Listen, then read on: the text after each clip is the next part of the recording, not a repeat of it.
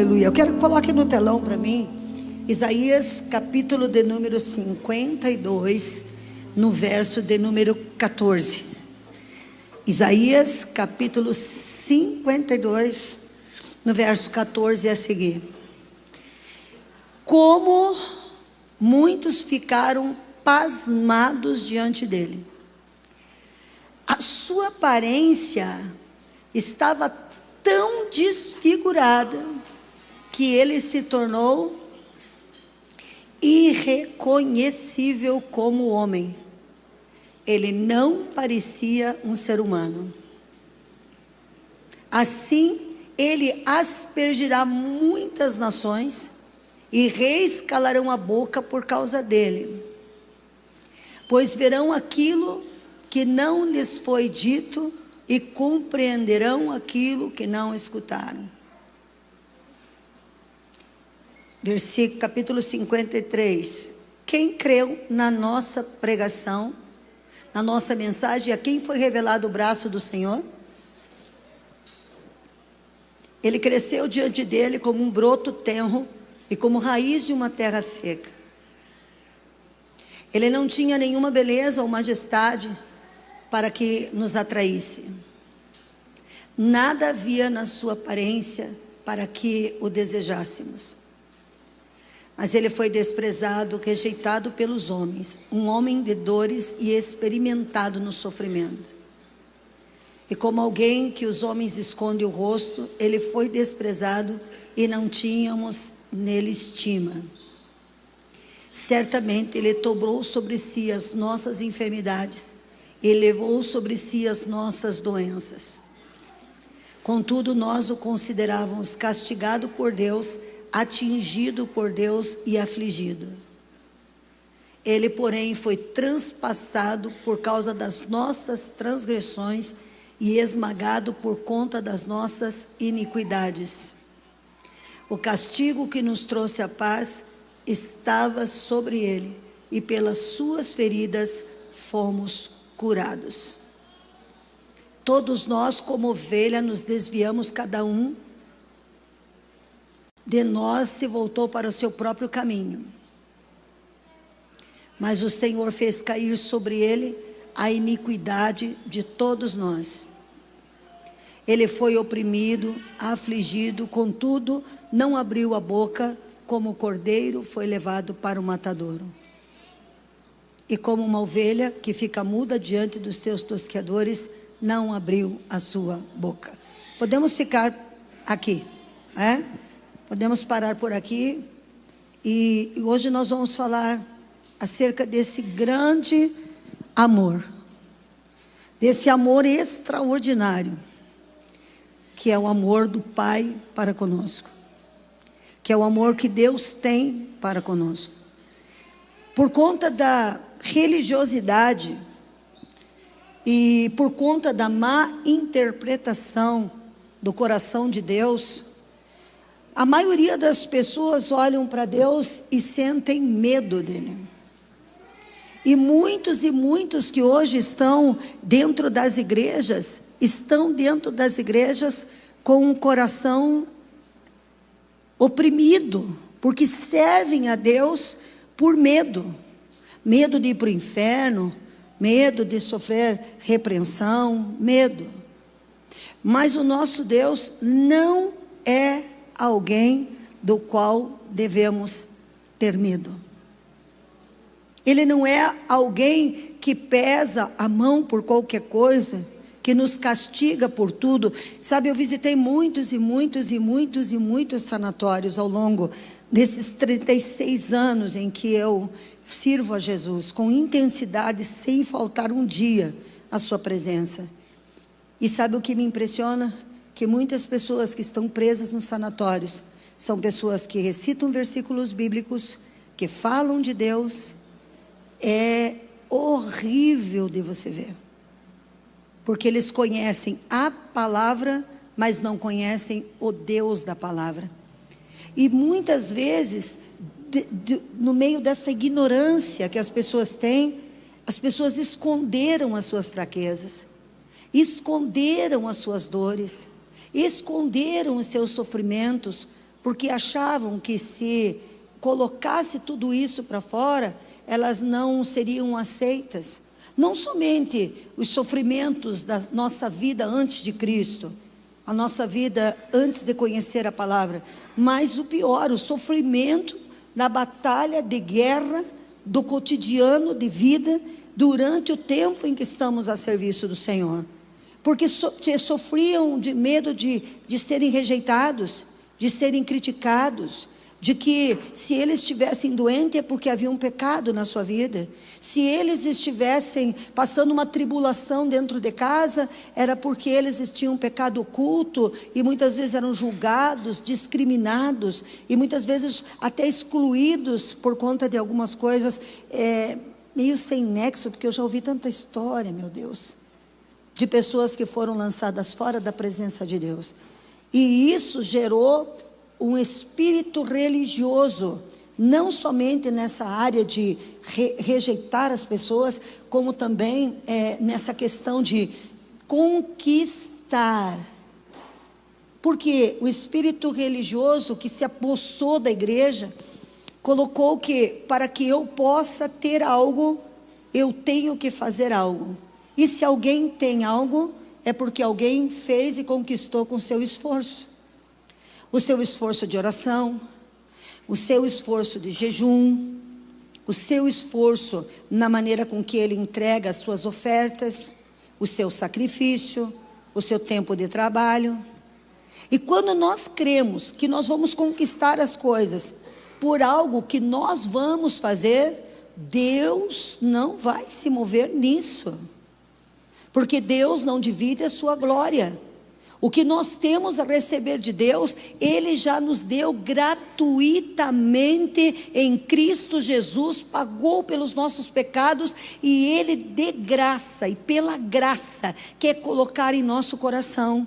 Nós somos herdeiros, e herdeiros não é por merecimento, é por direito, ou de nascer naturalmente, ou de ser adotado. E nós fomos adotados pelo Pai, o Pai nos adotou. A partir desse momento, nós temos direito a toda a herança. Dizer que as pessoas só vão ser curadas porque eu oro e porque eu jejuo, eu estou desprezando o sacrifício que Cristo fez na cruz, porque pelas pisaduras de Jesus, todas as pessoas estão saradas. Não existe mais ninguém para ser curado. Todas as enfermidades do passado, do presente e as que surgirão no futuro, Ele levou sobre si. Os pecados que Ele levou sobre si, não tem mais como fazer nenhum tipo de penitência por eles. Não tem mais como você chicotear as tuas costas, ou você andar de joelho, porque o pecado Ele pagou. A iniquidade Ele a pagou nele, por Ele, e por amor ao Pai, por amor a você, está completamente destruído, e nós temos novamente acesso gratuito, pelo sangue do Cordeiro, ao coração do Pai. Mas o que acontece? Acontece que nós ficamos o quê? Querendo, há muito tempo atrás, eu também estava assim, querendo conquistar o direito de ser uma mulher que cura os enfermos. E eu orava. Deus sempre me usou em questão de libertação, Deus sempre me usou em questão de cura. Mas a questão de eu não me sentir merecedora, e muitas vezes o inimigo vinha me acusar, e eu fazia as coisas para ter. Hoje eu não faço mais para ter. Hoje eu não faço mais para ter. Eu entendi quem eu sou. Eu não faço mais para ter. Eu faço porque eu sou. Eu jejuo porque eu entendi que a única coisa que eu preciso é não atrapalhar Deus. A minha natureza carnal atrapalha Deus. A minha natureza carnal distorce as coisas. E quando eu me ponho em jejum, quando eu me ponho em sacrifício, eu não faço para ter poder para curar os enfermos. Eu faço para que eu esteja livre e que Deus possa fluir, e que a minha visão carnal e a minha natureza não o impeça. A única coisa que eu preciso fazer é tratar da minha carne, dominar a minha carne, rendê-la a Cristo, porque o restante vai vai fluir através de mim. Aleluia! Eu não oro mais por sacrifício, porque o antigo pacto, né, ou a antiga visão, nós temos o pacto da lei. A lei sim, era olho por olho, dente por dente, e muita gente não entende que a lei veio até Cristo. Cristo cumpriu a lei. Cristo, Ele pagou pelos erros, por quê? Por um homem entrou o pecado. A lei foi colocada para mostrar para nós o quão distante nós estamos de Deus. É pela lei que a gente vê a distância que nos separa de Deus. E naquele tempo sim, olho por olho, dente por dente. Mas quando Jesus veio, e quando Jesus pagou a dívida, riscou o escrito, já não é mais olho por olho, nem dente por dente. Agora é o quê? A manifestação da graça de Deus. Ele fez e Ele colocou dentro de nós, nada mais, nada menos. Calabaçúria. Aleluia! Quando a gente aceita Jesus como Senhor e Salvador, não por mérito, porque nós chegamos diante de Deus quebrados, arrebentados, destruídos, aniquilados, como chegou a Joyce, né? Totalmente destruída, mas no momento em que ela recebe Jesus, assim, o que ela fez para merecer? Para falar a verdade, não tinha nada nela e nada em mim que merecesse. Mas quando eu aceito Jesus, pela graça, o Espírito de Deus, amém? Deus não está mais nem ali, Deus não está nem lá, e eu não preciso pagar nenhum sacrifício, porque Ele agora mora em mim. Vocês estão entendendo aí? Ele mora em mim. E o único sacrifício que eu tenho que entregar a Ele é a minha vida de entrega, de renúncia e de louvor. Porque tudo o resto é dele. Todo o resto é dele. Tudo que tem no mundo, tudo é dele. Tudo pertence a Ele. Mas quando eu decido matar a minha carne para viver mais um dia a vida dele, é nisso que se transforma a minha verdadeira adoração e a minha verdadeira entrega. Vocês estão entendendo a diferença entre viver na graça e na desgraça? A desgraça religiosa que te culpa o tempo todo, que te põe medo o tempo todo. É muito maravilhoso você conhecer a graça de Deus, porque o perfeito amor lança fora todo medo. O império das trevas é governado por medo. Qualquer coisa que as trevas queiram impetrar na tua vida, você vai ter terror, horror, medo, insegurança. Como que você pode detectar que a presença de Deus está em você? Porque você pode estar passando pelo maior furacão, pela maior tempestade, pelo maior vento, mas eu não sei como, mas eu deito e durmo. Porque a paz que excede a todo entendimento guarda o nosso coração. E eu sei que muitas pessoas, elas ficaram com medo por conta das regras que foram colocadas, das interpretações humanas que foram colocadas. Mas a verdade é que antes mesmo de eu pecar, Deus já me amava. Antes de eu nascer, Ele já me amava. Ele já planejou a minha vida, porque eu fui gerado e você foi gerado muito antes da fundação do mundo em Deus. Então, o meu pai e a minha mãe foram um canal pelo qual eu vim me manifestar nessa terra, porque eu sou um espírito que fui criado dentro de Deus e que vinha ser manifesto nessa terra através de um corpo que meu pai e a minha mãe fizeram. Mas quando esse corpo perecer, porque esse aqui tem data de validade, o que mora no corpo volta para o Pai. O que eu quero dizer antes de seguir a mensagem: nenhum de nós é um erro. Aleluia. Nenhum de nós é um erro. Nós somos obra de Deus, feito por Ele e para Ele, e só nele a gente encontra a verdadeira paz. Aleluia, você consegue entender? Então muitas vezes o inimigo te escraviza e você chega dentro da igreja com uma posição de inferioridade. E aí você quer conquistar o teu lugar. Por conta da rejeição, a religião se estabeleceu.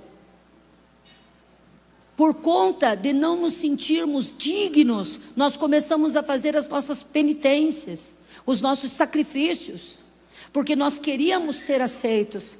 Mas quando vem a revelação de que Ele conhece a minha vida, o meu coração, os meus pensamentos, desde antes da fundação do mundo, e que Ele sabia que eu ia errar, e que antes da fundação do mundo, a palavra do Senhor diz que o Cordeiro já foi morto, aleluia. Quer dizer que antes de eu pecar, Ele já estava com um remédio guardado para me reconciliar novamente com Ele, para que eu pudesse viver a paz que excede a todo entendimento humano. Mas isso teve um preço muito alto. Você sabe que a gente sempre para em Isaías 53, e a gente vê verdadeiramente, Ele tomou sobre si os nossos pecados e as nossas dores, levou sobre si, e nós o reputamos por ferido e aflito, abandonado, aquela coisa toda. Mas o dia que o Espírito Santo disse para mim, leia antes os 52, porque eu havia lido e não havia percebido, porque a palavra de Deus, ela se revela. E quando eu caí no 14, que ele não tinha nenhuma aparência mais de ser humano, que o rosto dele foi totalmente desfigurado, deformado. Este livro de Isaías foi escrito 700 anos antes do nascimento de Cristo. Era um grande profeta. Isaías é considerado o profeta messiânico, mas Isaías fala no passado. Pelas suas pisaduras nos curou, nos libertou. Por quê? Porque isso que aconteceu já aconteceu no projeto, lá na eternidade. Pelas pisaduras de Cristo nós já estávamos sarados desde a eternidade. Era um projeto eterno que ia se manifestar há 700 anos depois desse dia. E com riqueza de detalhes, Deus descreveu o sacrifício da cruz, não só através de Isaías, como também através da vida de Davi, que no seu Salmo 22, começa recitando: Deus meu, por que me desamparastes? E conta todo o flagelo que Jesus passa, toda a renúncia que Ele passa. E Ele passa essa renúncia e passa por esse flagelo, por quê? Porque Ele veio para nos resgatar. Quando Ele chega ali no Getsemane, ele tem um conflito com a carne e o espírito, porque o espírito verdadeiramente está pronto, mas a carne, ela é fraca, porque a carne sente dores. E quando Jesus ele chega naquele instante em que Ele ia ser levado para a cruz, Ele sabia, mesmo que Ele largou o seu direito de exercer a sua divindade, porque Ele largou, Ele era Deus, Ele simplesmente não fez nada a favor dele mesmo, nada. Ele deixou a sua glória e se posicionou como uma ovelha. A semana passada nós ouvimos quando o pastor disse que o homem era coberto de glória no paraíso, mas ele perdeu a cobertura de glória e Deus o cobriu com a pele de ovelha. E aquilo que cobre a gente se torna. A natureza de uma ovelha acabou vindo sobre o homem acabou se tornando escravo do pecado, dependente de que alguém o ajudasse. E quando Jesus veio, Ele vai ser entregue como uma ovelha. Ele se posiciona como uma ovelha para ir ao matadouro, para transformar aqueles que estavam cobertos como ovelha em filhos de Deus. Ele foi para pagar todos os nossos pecados. E naquele momento no Getsemane, naquele instante no Getsemane, ele levanta os olhos para Deus e faz uma oração. E ele diz: Pai, se é possível, se for possível, afasta de mim este cálice. Qual cálice? A cruz. Se houver uma maneira, qualquer que seja, que possa aproximar o homem de Deus, afasta de mim esse cálice. Você já pensou nessa oração, na profundidade dessa oração? E eu não falo da profundidade de quem estava orando, eu fico pensando na profundidade, na grandeza do amor que tem quem ouviu essa oração. Você já imaginou, pastor Samuca? O Miqueias: Pai, se tiver qualquer outra coisa, Pai, me afasta dessa cruz. Imaginou Pedro, Júlio? Você imaginou teu filho chegar: Pai, se tiver uma religião, se tiver um sacrifício, se tiver algo que a gente possa passar para que eles aprendam, ou de alguma maneira possam ser purificados, então me afasta esse cálice, Pai, eu não quero esse cálice. Todavia, seja feita a tua vontade. Foi assim ou não foi assim? E ele foi livre da cruz ou foi para a cruz? Isso nos mostra que o Pai nos ama tanto, que o coração do Pai deve ter estremecido, o coração do Pai deve ter sido moído com o olhar de Jesus, sabendo quem Ele era, sabendo que Ele não tinha culpa, sabendo que Ele não era pecador, sabendo que Ele nos amava acima de todas as coisas, e por isso se ofereceu a si mesmo. Jesus não veio obrigado, Ele desejou vir, Ele planejou vir, Ele fez o projeto junto com o Pai. E nesse instante então um anjo conforta Jesus, que estava suando gotas de sangue. E logo em seguida chegam os policiais, né? E o levam para a sua tortura, ou melhor se dizendo, para a tortura que era nossa, para o sofrimento que era nosso. Ele pagou.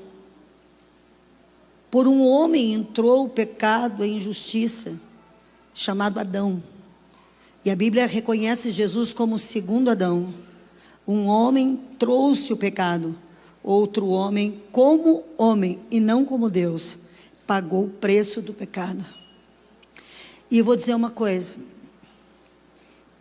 Ele é a vida. Ele é vida. Ele é amor. E ninguém vai se sentir pleno na vida sem conhecer o amor dele. Sempre vai ter um vazio. A Fernanda, cadê a Fernanda? Está aqui, não veio a Fernanda hoje? Está lá atrás, né, Fer? A Fernanda contando, posso contar o testemunho da tua irmã? A irmã dela era de uma religião que não adorava a Deus. Não era Deus, nem Jesus, mas era uma outra religião. E ela morreu assim, 2 meses, né? E a Fernanda foi organizar as coisas e achou o telefone dela e as pesquisas no Google. E ela viu que a irmã dela pesquisava muito sobre muitas religiões e buscava em muitas coisas, porque aquela que ela tinha não lhe preenchia. E ela disse: eu fiquei impressionada, porque quando nós conhecemos Jesus, de fato Ele entra em nós, de verdade Ele transborda a sua graça em nós, nós nos sentimos seguros, nós não temos o que procurar, nós não temos mais sede, nós não temos mais fome, nós não temos mais nada, porque nele tem cura, porque nele tem libertação, porque nele tem cura, a droga nele desaparece, aleluia, as enfermidades neles são aniquiladas, porque ele pagou pelo preço, e Cristo preenche o nosso coração de uma forma completa. A mulher samaritana, quando chega à beira do poço, ela pede de beber para Jesus, ela está ali e Jesus diz: me dá água. E ela vai preparar água para Jesus. Ela até questiona: como que você, sendo um judeu, fala comigo com que sou uma samaritana? Jesus disse: se você soubesse quem está te pedindo água, você é que pediria água, porque eu lhe daria água, e a água que eu lhe der, nunca mais você vai ter sede, nunca mais você vai ter vazio, nunca mais você vai procurar água em nada e nem ninguém, você não vai ter mais dependência emocional de ninguém. Você não vai precisar da afirmação de mais ninguém, você nunca mais vai se sentir rejeitada na tua vida, porque se eu der a água que eu tenho, ou melhor, a água que eu sou. Você sabe, é uma característica quando você vai a Israel, de que todos os templos dos deuses pagãos, eles são ao lado de lugares que tem água. Vê como Jesus, ele falava a linguagem do povo. Então eu fui a Cesareia de Filipe, e lá tinha um paredão enorme de deuses, onde eles ofereciam sacrifícios humanos e tudo mais ali, né? Porque os deuses, eles pedem muito sacrifício, mas Deus já enviou o sacrifício. Ele foi o sacrifício. Ele foi, e quando ele estava passeando, pensa, é um oásis aquele lugar. Por mim, todas as vezes que eu vou a Israel, eu quero andar em Cesareia de Filipe. Às vezes não dá, porque eu estou fazendo por outro lado, mas eu quero passar por lá, eu quero alugar um carro e quero ir lá. Porque ali estava o paredão, ali estavam as multidões adorando aos seus deuses, sacrificando ao seu Deus, e tem uma caverna assim aberta, que era chamada Porta do Inferno. Então eles diziam que eles invocavam ali, e da porta do inferno vinham os espíritos, né? E Jesus passeando ali, e vai e diz assim, né? Tu és Pedro, e sobre essa pedra eu edificarei a minha igreja. O templo de Deus somos nós. E daí o guia nos explicou que todos os templos pagãos da época de Cristo em Israel eram colocados ao lado de nascentes de água, porque a água é vida.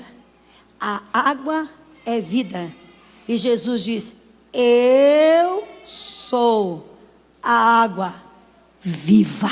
Oh, meu Deus do céu, meu Pai amado, dá um aplauso para Jesus. Ele é água viva, água viva.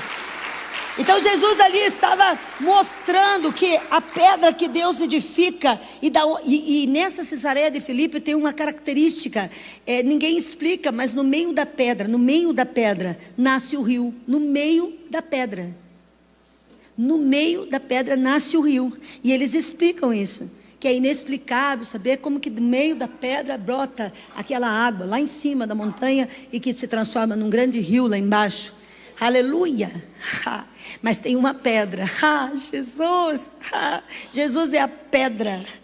É a pedra, é a rocha, que dele brota o rio, que inunda o meu coração, que inunda o teu coração, e que você nunca mais vai precisar lutar para ser aceito, porque se você é filho de Deus, você nasceu de novo, então você pode fazer trazer à existência o sobrenatural. Você pode trazer à existência a cura. Pode vir o que vier contra você, não tem poder e nem autoridade sobre a tua vida, porque a água que Cristo te dá, ela sacia a tua sede, ela te posiciona de uma maneira que você está nutrido, hidratado na alma, no corpo, no físico, e ele te dá segurança e autoridade, e o império do medo desaparece. Aleluia, aleluia. Não tem, eu recebo meninos na minha casa, meninos violentos, meninos brabos, meninos, meu Deus, olha, um só na casa de uma família é um estrago. 20, 24 junto comigo, pensa no grande e terrível estrago que veio a ser. Mas nenhum briga, nenhum dá um tapa no outro. Nunca tivemos nenhum tipo de incidente dentro do retiro, em hipótese alguma. Sabe por quê? Porque aonde Cristo se posiciona como Senhor, nada nada, nada. Cristo é a paz, Cristo é a alegria, Cristo é a segurança, Cristo é o que preenche o nosso coração, Cristo que cura as nossas rejeições. Você sabe que o maior problema da humanidade é a orfandade? A orfandade é o maior problema da humanidade. Nós somos órfãos de pais vivos. Por quê? Porque os nossos pais também foram órfãos de pais vivos. E os nossos avós também foram órfãos de pais vivos. Como assim, pastora? Porque quando o homem pecou, ele já não conseguiu mais entregar a paternidade de uma maneira que viesse a preencher o coração do homem. E ao longo dos anos, cada vez mais, nós vemos pais machucados, pais carentes. E a rejeição, preste bem atenção, ela vai além de você não se sentir amado por seu pai. A rejeição não tem nada a ver com o amor que você tem do teu pai ou com o amor que você tem da tua mãe. Tem gente aqui que o pai amou, que a mãe amou, pegou no colo, balançou, deu presente, fez tudo o que queria e a criança se sentia rejeitada. E os pais diziam assim, o que eu posso fazer? Quem já viu isso aí? Levante a mão. Então não se trata do teu pai. O teu pai não pode dar a paternidade que você quer. Porque a paternidade que você quer não está no abraço do teu pai. Pode acreditar em mim, eu tenho um pai sensacional e eu me sentia rejeitada. Eu tive um pai presente e eu me sentia rejeitada. Por quê? Porque o que eu sinto na minha alma é a ausência de Deus. Você sabe que o momento mais terrível para a pessoa que tem depressão é a viração do dia? O final da tarde? Quem já teve depressão e ansiedade? Quando começa a cair a noite, como é que começa a ficar o teu coração? É ou não é um dos piores momentos? Levanta a mão aí, quem já experimentou e sabe que eu estou falando a verdade.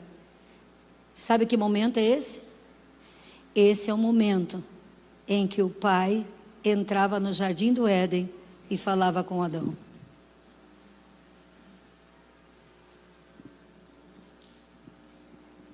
Era o momento em que o pai, no final do dia, então quando Adão sai, ele procurava na viração do dia a presença do pai.